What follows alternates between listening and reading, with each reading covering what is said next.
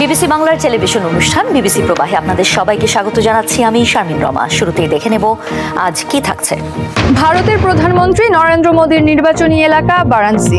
এই শহরের সিংহভাগ বাসিন্দার জীবন জড়িয়ে আছে বেনারসি শাড়ির সঙ্গে। ধর্মীয় সংস্কৃতির এক অনন্য মিলনস্থল এই শহর।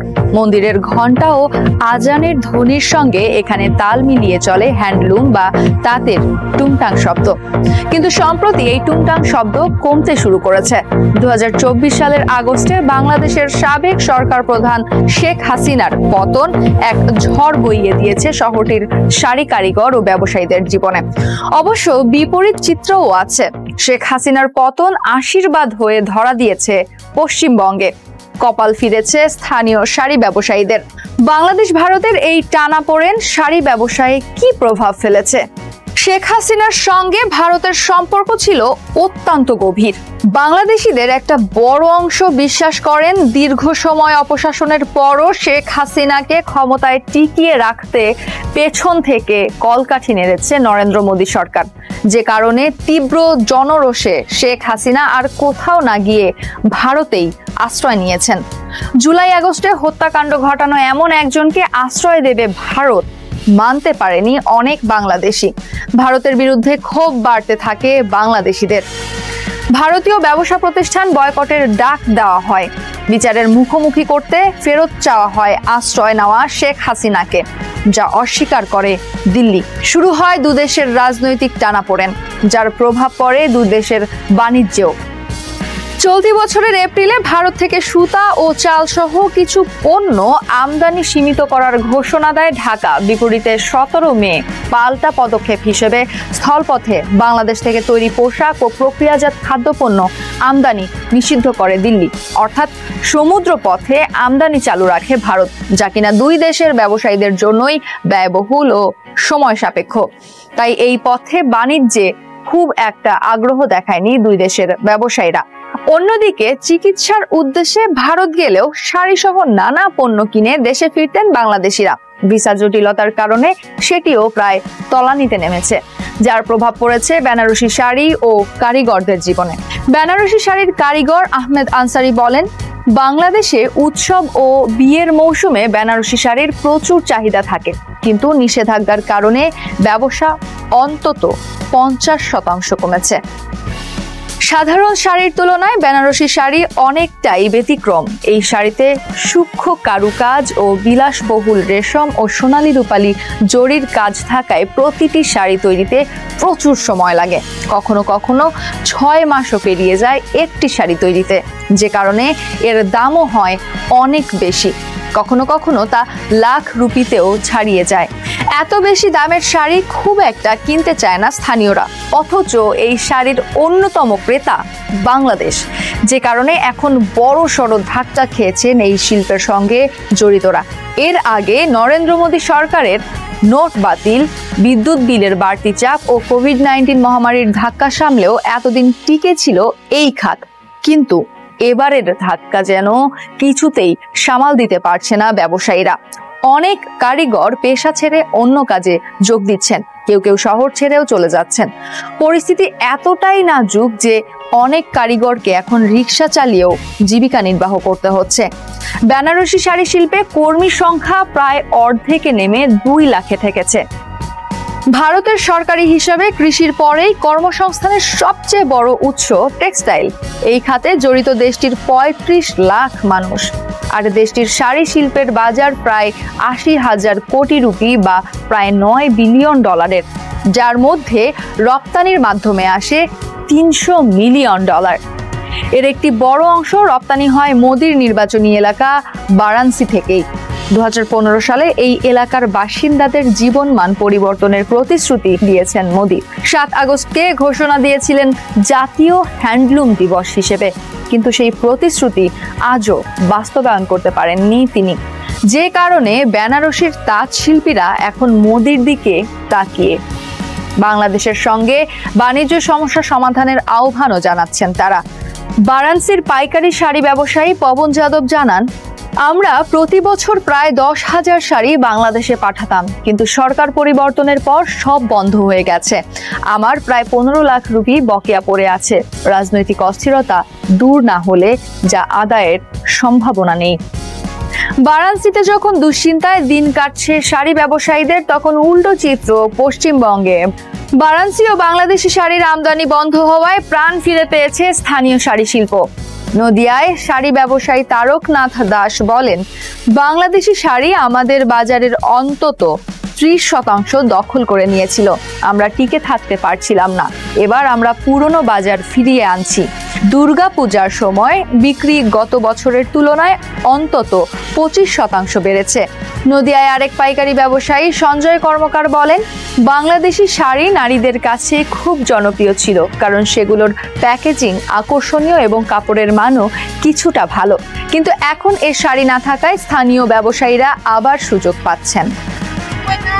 আমরা রেড জোনে কাল পরশুর মধ্যে পৌঁছে যাব, তারপরেই বোঝা যাবে সত্যিকার অর্থে কি হয়।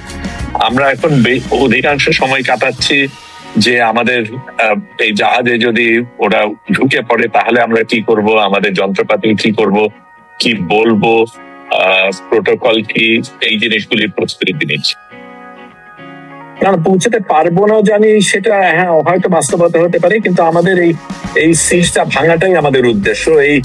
এই ব্লকেজটাকে আমরা গ্রহণ করি না, মানি না, এবং আমাদের বিশেষ করে সাংবাদিক স্বাস্থ্যকর্মীদের উপর আক্রমণ হয়েছে, কাজে তাদের প্রতি সমবেদনা জানানো, তাদের সাথে থাকা, সেটা একটা ব্যাপার। এবং মেইনস্ট্রিম মিডিয়া যারা এই নৌকায় থাকতে পারতো, এই জাহাজে থাকতে পারতো, তারা থাকেনি শুধু না, তারা খুব পরিষ্কার ভাবে এই জেনোসাইডের অংশীদার ছিল আমরা মনে করি, সেটার প্রতিবাদও করা প্রয়োজন। এই জাহাজে যারা আছে তাদেরকে বিশেষভাবে ইসরায়েল চিহ্নিত করেছে, কারণ সাংবাদিক এবং স্বাস্থ্যকর্মী এদেরকেই কিন্তু সবচেয়ে বেশি হত্যা করা হয়েছে এবং এদের উপরে তাদের আক্রোশ সবচেয়ে বেশি। সেটা একটা। আর আরেকটা, সেটা তো বাস্তবতা যে পাসপোর্টের কোন দেশের পাসপোর্ট তার উপর অনেক কিছু নির্ভর করে।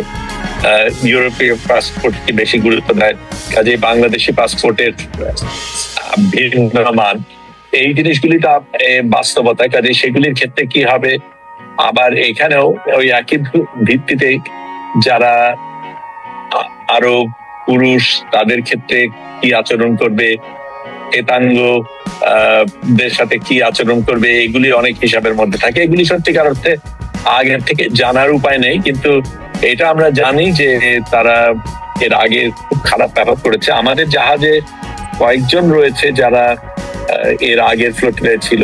প্রথম যে জিনিসটা হবে সেটা হচ্ছে আমাদের দূতাবাসের প্রতিনিধিত্ব থাকবে না। আমরা যেটা করছি এখন, আমরা আইনজীবীদের সাথে যোগাযোগ করছি, প্রত্যেকেই তার নিজের আইনজীবীকে আগের থেকে নিয়োগ করে রাখছে এবং দূতাবাসকে বলে রাখছে। আমাদের দেশে যেহেতু আমাদের দেশে কূটনৈতিক সম্পর্ক নেই, সেই কারণে আমরা ইতিমধ্যে আমাদের পররাষ্ট্র মন্ত্রণালয়ের সাথে যোগাযোগ করেছি, যাতে তারা অন্য দেশের এই যে এখন মহড়া ডাকা হচ্ছে, কাজে এখন কথা বলতে পারবো না, আমার যেতে হবে। This is Conscience. We have reached you. We want to sail with you together to Gaza to break the siege. গাজার কিছু অংশে ইসরায়েলকে স্বল্প মেয়াদে অবস্থানের সুযোগ করে দেবে ডোনাল্ড ট্রাম্পের শান্তি পরিকল্পনা। ফলে ট্রাম্পের প্রস্তাবে হামাস সম্মতি জানানোর পরও ইসরায়েলি আগ্রাসন পুরোপুরি বন্ধ হবে কিনা তা নিয়ে শঙ্কায় আছেন বিশেষজ্ঞরা।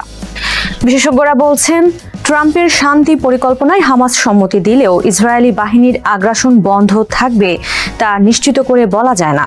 2024 সালে যুদ্ধবিরতি চুক্তিতে সম্মতির পরও লেবাননে হামলা অব্যাহত রেখেছিল ইসরায়েলি বাহিনী। গাজার ক্ষেত্রেও এমনটি হতে পারে। আবার ট্রাম্পের পরিকল্পনায় রাজি না হলে গাজায় ইসরায়েলি অভিযান আরও জোরদার হওয়ার আশঙ্কা করছেন বিশেষজ্ঞরা। অর্থাৎ উভয় সংকটের মধ্যে রয়েছে হামাস এবং ফিলিস্তিনের বাসিন্দারা। এমন পরিস্থিতিতে প্রশ্ন উঠছে, তাহলে গাজায় ইসরায়েলি আগ্রাসন বন্ধের প্রক্রিয়া কি? যুক্তরাষ্ট্র কি ইসরায়েলি বাহিনীকে গাজা থেকে সরাতে পারবে? গাজায় ইসরায়েলি আগ্রাসন বন্ধে কি করতে পারবে অন্য দেশগুলো? জাতিসংঘ কি কোনো কার্যকর উদ্যোগ নিতে পারে? এমন কিছু প্রশ্ন নিয়ে বিশেষজ্ঞদের সঙ্গে কথা বলেছে কাতার ভিত্তিক সংবাদ মাধ্যম আল জাজিরা। ওয়েস্টার্ন অন্টারিও বিশ্ববিদ্যালয়ের আন্তর্জাতিক আইনের অধ্যাপক মাইকেল লিঙ্ক বলেন, গাজায় ইসরায়েলের আগ্রাসন থামাতে জাতিসংঘই হতে পারে সবচেয়ে কার্যকর পথ। জাতিসংঘের হস্তক্ষেপে হামলা আক্রমণ থামানোর উদাহরণ আছে। তিনি বলেন, 1948 সালের জাতিসংঘ কনভেনশন ও 1998 সালের রোম সংবিধি লঙ্ঘন করেছে ইসরায়েল। নিয়ম অনুযায়ী নৃশংসতা ও গণহত্যার ঘটনা থামাতে এসব চুক্তিতে সই করা রাষ্ট্রগুলোর আইনি বাধ্যবাধকতা রয়েছে। মাইকেল লিঙ্ক বলেন, 1950 সালে কোরিয়া যুদ্ধ থামাতে সাধারণ পরিষদ ইউনাইটিং ফর পিস রেজলিউশন পাশ করে। এর আগে নিরাপত্তা পরিষদ উদ্যোগ নিলেও সোভিয়েত ইউনিয়নের ভেটোর কারণে তা পণ্ড হয়। তবে ইউনাইটিং ফর পিস রেজলিউশন সাধারণ পরিষদের শক্তিশালী সমর্থন পাওয়ার পর কোরিয়া সংঘাত বন্ধে জাতিসংঘের হস্তক্ষেপ আইনি পথ খোলে। এর মধ্য দিয়ে দক্ষিণ কোরিয়ার স্বাধীনতা স্থায়ী না হলে একটি যুদ্ধবিরতির পথ তৈরি হয়ে যায়। তিনি আরও বলেন, গাজায় সামরিক বাহিনী পাঠানোর সুযোগ রয়েছে জাতিসংঘের। সেখানে মানবিক ত্রাণ সহায়তার কার্যক্রম চালাতে পারবে জাতিসংঘের বাহিনী। অবকাঠামো পুনর্নির্মাণ করতে পারবে, পানি বিদ্যুতের মতো পরিষেবা ঠিকঠাক করতে পারবে। সেই সঙ্গে অন্তর্বর্তী সরকার নিয়ে আলোচনা শুরু করতে পারবে। অধ্যাপক লিঙ্ক বলেন, জাতিসংঘ চার্টারের অনুচ্ছেদ 6 অনুযায়ী নিয়ম লঙ্ঘনকারী সদস্যদের বের করে দিতে পারে এ সংস্থা, কিন্তু এর জন্য যুক্তরাষ্ট্রসহ নিরাপত্তা পরিষদের সমর্থন প্রয়োজন। 1970 সালে দক্ষিণ আফ্রিকাকে জাতিসংঘ থেকে বের করে দেওয়ার বারবার চেষ্টা করা হয়, কিন্তু নিরাপত্তা পরিষদের সদস্য যুক্তরাষ্ট্র, ফ্রান্স ও যুক্তরাজ্য ভেটো দিলে তা সম্ভব হয়নি। ডাবলিনের ট্রিনিটি কলেজের আন্তর্জাতিক মানবাধিকার আইনের অধ্যাপক মাইকেল বেকার বলেন, মানবিক হস্তক্ষেপ ও সুরক্ষা দেওয়ার মতো ধারণাগুলো 90 দশক থেকে অনেক আগ্রহ তৈরি করেছে। তবে জাতিসংঘ নিরাপত্তা পরিষদের অনুমোদনে বৈধভাবে শক্তি প্রয়োগ ও আত্মরক্ষার বৈধ দাবির মতো মূল দৃষ্টিভঙ্গি এখনো রয়েছে। তিনি বলেন, 1948 সালে গণহত্যা কনভেনশন অনুযায়ী সবাইকে গণহত্যা প্রতিরোধ করতে হবে। ইসরায়েলের বিরুদ্ধে আত্মরক্ষার অভিযানে যোগ দিতে তৃতীয় রাষ্ট্রগুলোকে আমন্ত্রণ জানানোর মাধ্যমে সার্বভৌমত্বের চর্চা করতে পারে সব দেশই। অধ্যাপক বেকার বলেন, 1990 সালে ইস্টার্ন কঙ্গোতে আমন্ত্রণ জানানো হয়েছিল উগান্ডাকে। তবে এটি তখন DR কঙ্গো ও উগান্ডার মধ্যে বিতর্ক তৈরি করে, কারণ DR কঙ্গো তার সিদ্ধান্ত তুলে নিলেও উগান্ডার সেনারা ইস্টার্ন কঙ্গো থেকে সরে যাচ্ছিল না। তিনি আরও বলেন, মার্কিন নেতৃত্বাধীন জোট ইরাকের সম্মতিতে অভিযান চালাচ্ছিল, কিন্তু সিরিয়ার ক্ষেত্রে একই জিনিস ঘটেনি। সিরিয়ায় ISIL এর বিরুদ্ধে অভিযানের আইনি ভিত্তি নিয়ে অনেক বেশি অস্পষ্টতা ছিল। লন্ডনের কুইন মেরি বিশ্ববিদ্যালয়ের অর্থনীতিবিদ ড্যানিয়েল বিয়াঞ্চি বলেন, ইতোমধ্যে রাশিয়ার ওপর নিষেধাজ্ঞা আরোপ করেছে বিশ্ব, কিন্তু চীনের সহায়তায় রাশিয়া টিকে আছে। যুক্তরাষ্ট্র ছাড়া ইসরায়েলের ওপর নিষেধাজ্ঞার ফলও হয়তো একই রকম হবে।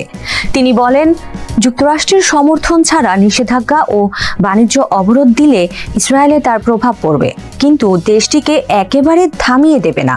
যুক্তরাষ্ট্রের সবচেয়ে বড় রপ্তানি অংশীদার ইসরায়েল। চীন, ইউরোপীয় ইউনিয়ন ও ভারত মিলে নিষেধাজ্ঞা আরোপ করলে ইসরায়েলি কোম্পানিগুলোর কিছু ক্ষতি হবে। অর্থনীতিবিদ ড্যানিয়েল বলেন, ইসরায়েল সাধারণত পণ্য রপ্তানি করে না, প্রযুক্তি তাদের হাতিয়ার। বর্তমান বিশ্ব ব্যবস্থায় প্রযুক্তি রপ্তানিতে নিষেধাজ্ঞা দিলে সেগুলোর বিকল্প পাওয়া বেশ কঠিন হতে পারে। অর্থাৎ নিষেধাজ্ঞা দেওয়া হলেও ইসরায়েলের অর্থনীতির পরিবর্তে বৈশ্বিক অর্থনীতি বেশি ক্ষতিগ্রস্ত হবে। সাদার্ন ক্যালিফোর্নিয়া বিশ্ববিদ্যালয়ের অধ্যাপক ও ইতিহাসবিদ নিক কাল বলেন, সাংস্কৃতিক ও ক্রীড়া অঙ্গন বর্জন সংস্কৃতি দেশের জনমত পরিবর্তন ও জনমত গঠনে কাজ করে। সাংস্কৃতিক বয়কটের মানে একটি দেশ ও তার নাগরিকদের বার্তা দেওয়া যে তাদের আচরণ এতটাই সীমা লঙ্ঘন করেছে যে তাদের সঙ্গে আর সম্পর্ক রাখা চলে না। তিনি আরও বলেন, দক্ষিণ আফ্রিকার ক্ষেত্রে এই ধারণা প্রথম প্রস্তাব করেছিলেন ট্রেভর হ্যাডলস্টন নামের এক ব্যক্তি। 1954 সালে তিনি সাংস্কৃতিক বয়কটের পরামর্শ দিয়েছিলেন। পরে 1968 সালে জাতিসংঘ সাধারণ পরিষদ ওই ধারণাই প্রতিষ্ঠা করে ফেলে। কাল বলেন, নেলসন ম্যান্ডেলা বর্ণবাদী রাষ্ট্রকে বিশ্বের পরাজয় হিসেবে বর্ণনা করেছেন।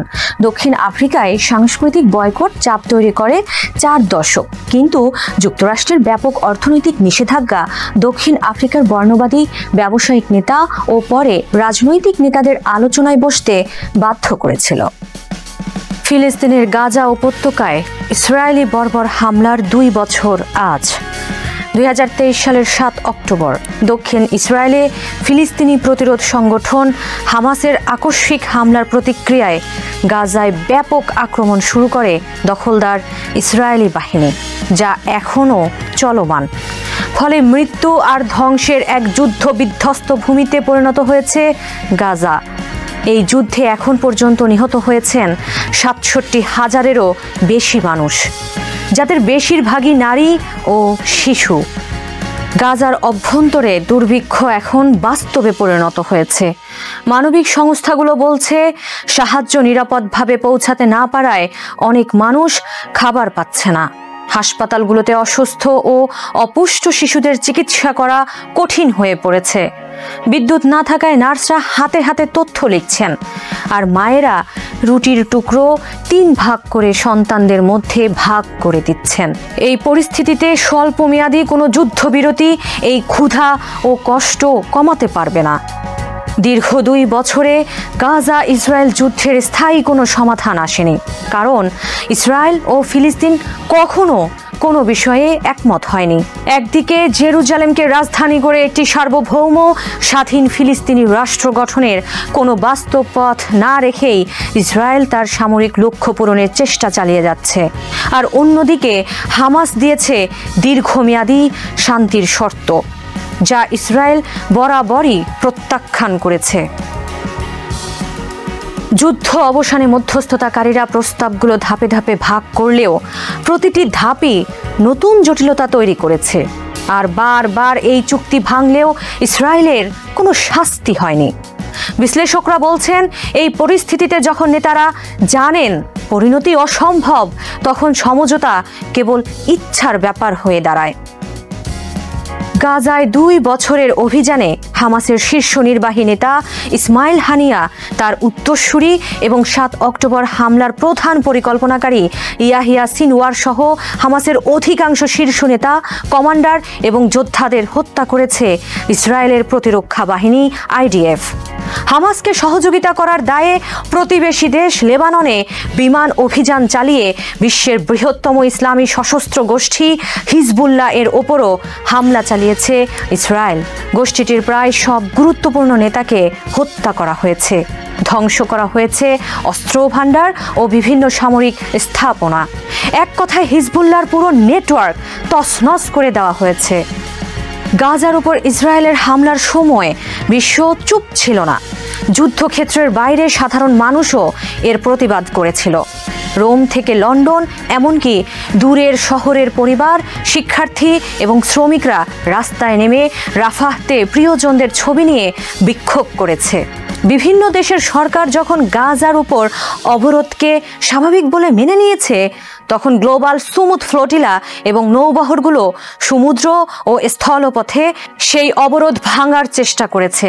এটি প্রমাণ করে অন্যান্য মানবাধিকার প্রতিষ্ঠানগুলো যা করতে পারেনি, তা সাধারণ জনগণ সেই কাজটি করে দেখিয়েছে।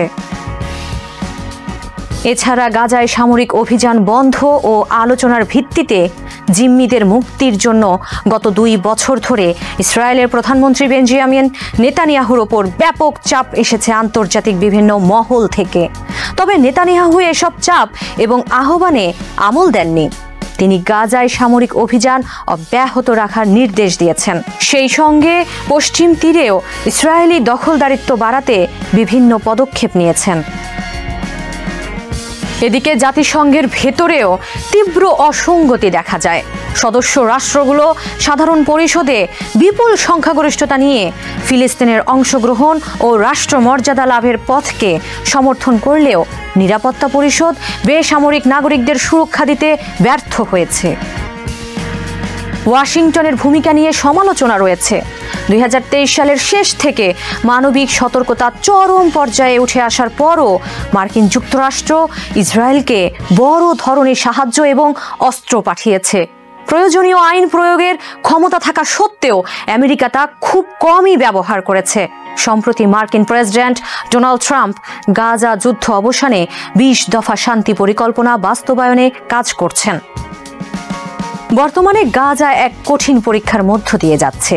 যা প্রমাণ করে বেসামরিক নাগরিকদের রক্ষার ক্ষেত্রে আন্তর্জাতিক আইন এখনও কার্যকর কিনা।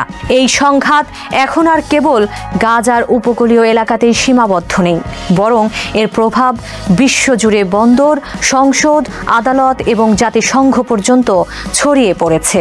বড় বড় ঘোষণার পরও বাস্তবে কোনো পদক্ষেপ না নেওয়ায় গাজার পরিবারগুলো ক্ষুধা, ঠান্ডা এবং ভয় নিয়ে টিকে থাকার লড়াই করতে বাধ্য হচ্ছে। এদিকে এই পরিস্থিতিতে মিশরে যুদ্ধবিরতি নিয়ে আলোচনা পুনরায় শুরু হয়েছে। আলোচকরা বোমা হামলা বন্ধ, জিম্মি ও বন্দীদের বিনিময়, পর্যায়ক্রমে সেনা প্রত্যাহার এবং গাজায় মানবিক সহায়তা পৌঁছানোর পথ খুলে দেওয়ার বিষয়ে আলোচনা করেছেন। যদিও আলোচকরা বলছেন আলোচনায় গতি আছে, তবুও খান ইউনিস এবং দেইর আল বালাহর সাধারণ মানুষ তখনই এটি বিশ্বাস করবেন যখন তাদের দৈনন্দিন জীবনে স্বাভাবিকতা ফিরে আসবে। অন্যদিকে ইসরায়েলের জিম্মি পরিবারগুলো প্রতি মুহূর্তে চুক্তির নিশ্চয়তার জন্য অপেক্ষায় আছে। ইসরায়েলকে এই ভয়াবহ হত্যাযজ্ঞের শক্তিকে দিচ্ছে কারা যোগাচ্ছে সেই বোমা, মিসাইল, ট্যাঙ্ক ও হেলিকপ্টার, যেগুলো প্রতিদিন গাজার শিশু, নারী ও বৃদ্ধদের হত্যা করছে। বিশ্ব যখন যুদ্ধবিরতির দাবি তুলছে, তখনও তেল আবিবের যুদ্ধযন্ত্রকে চালিয়ে রাখছে কোন শক্তিগুলো? গাজায় ইসরায়েলি আগ্রাসন তৃতীয় বছরে পা দিল। জাতিসংঘ ও মানবাধিকার সংস্থাগুলোর হিসেবে এখন পর্যন্ত নিহতের সংখ্যা ৬৭,২০০ ছাড়িয়েছে। এর বড় অংশই নারী ও শিশু। ধ্বংস হয়েছে স্কুল, হাসপাতাল, শরণার্থী শিবির।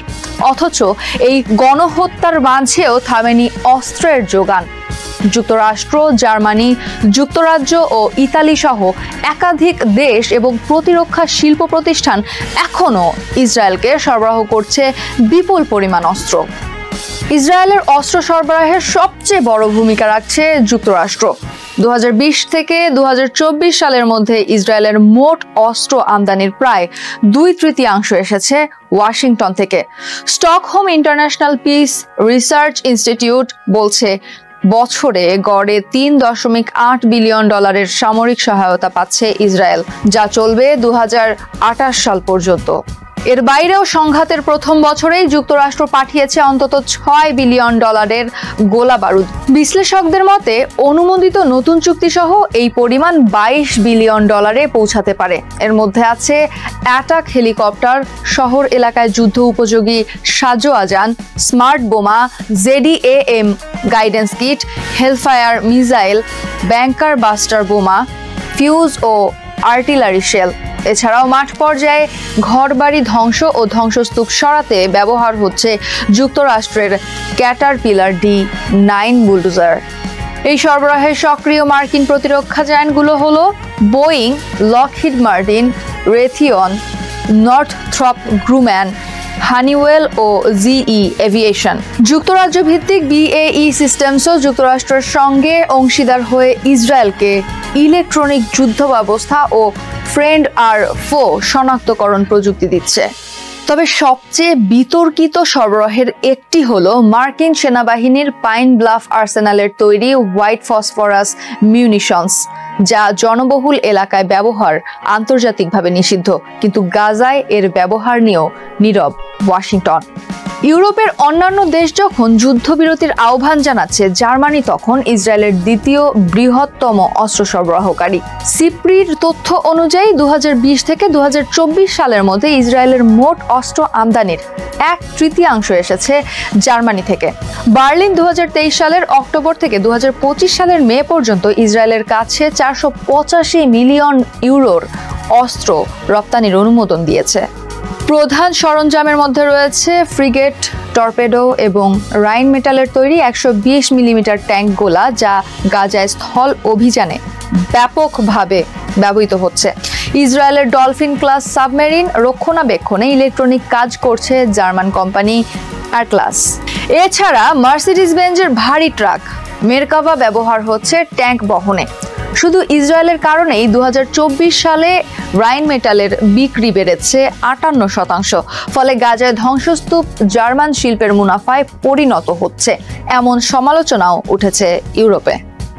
ইতালির অস্ত্র সরবরাহ তুলনামূলকভাবে কম হলেও তা থেমে নেই। 2024 সালে ইতালি 5.2 মিলিয়ন ইউরোর অস্ত্র রপ্তানি করেছে ইসরায়েলে, যার মধ্যে হেলিকপ্টার ও নৌ কামান রয়েছে। ইতালি F-35 বিমানের যন্ত্রাংশ ইসরায়েলি বিমানেও ব্যবহৃত হচ্ছে।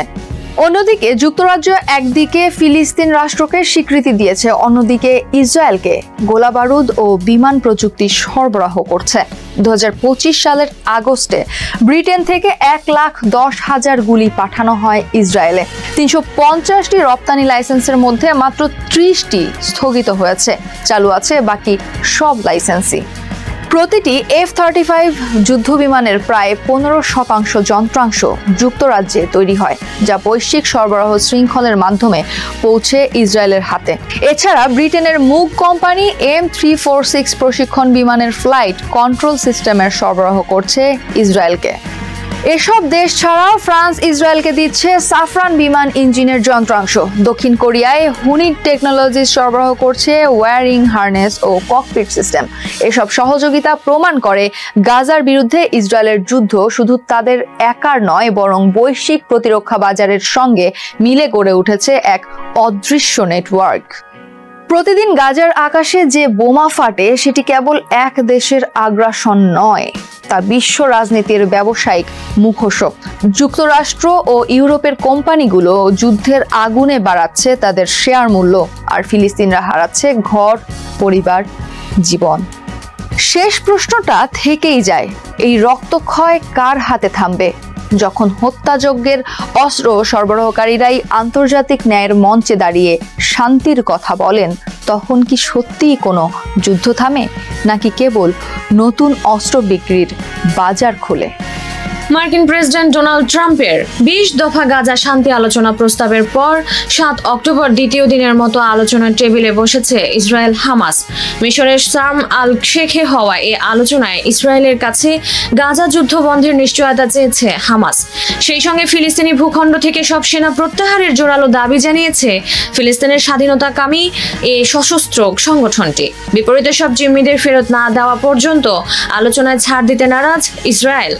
এদিকে এই বৈঠকে বসার আগে হামাস সহ বেশ কয়েকটি ফিলিস্তিনি সংগঠন এক যৌথ বিবৃতিতে জানিয়েছে তারা সব রকম উপায়ে প্রতিরোধ চালিয়ে যাবে, কেউ তাদের অস্ত্র ত্যাগে বাধ্য করতে পারবে না, যা কিনা প্রেসিডেন্ট ট্রাম্পের পরিকল্পনায় থাকা হামাস নিরস্ত্রীকরণের শর্তের সম্পূর্ণ বিপরীত। এই অবস্থায় 8 অক্টোবর হামাস ইসরায়েল আলোচনায় মধ্যস্থতায় যোগ দেওয়ার কথা রয়েছে কাতার ও যুক্তরাষ্ট্রের। ট্রাম্পের শান্তি পরিকল্পনায় ইসরায়েলি সেনা প্রত্যাহারের কোনো নির্দিষ্ট সময়সীমার কথা বলা হয়নি। পরিকল্পনা অনুযায়ী হামাস 48 ইসরায়েলি বন্দী, যাদের মধ্যে 20 জন জীবিত বলে ধারণা করা হয়, তাদের ফেরত দেওয়ার পর ধাপে ধাপে সেনা প্রত্যাহারের কথা বলা হয়েছে, যা মানতে অস্বীকৃতি জানিয়েছে হামাস। তাদের ভাষ্য, বন্দীদের ধাপে ধাপে মুক্তি দেওয়া হবে, আর সেটা হবে ইসরায়েলি সেনা প্রত্যাহারের অগ্রগতির ওপর, যেখানে শেষ বন্দীর মুক্তি ও ইসরায়েলি সেনা প্রত্যাহার একসঙ্গে হতে হবে। এছাড়াও ইসরায়েলি বন্দী ও মুক্তির সময়সূচি ও সেনা প্রত্যাহারের রোডম্যাপ নিয়ে আলোচনা হয়।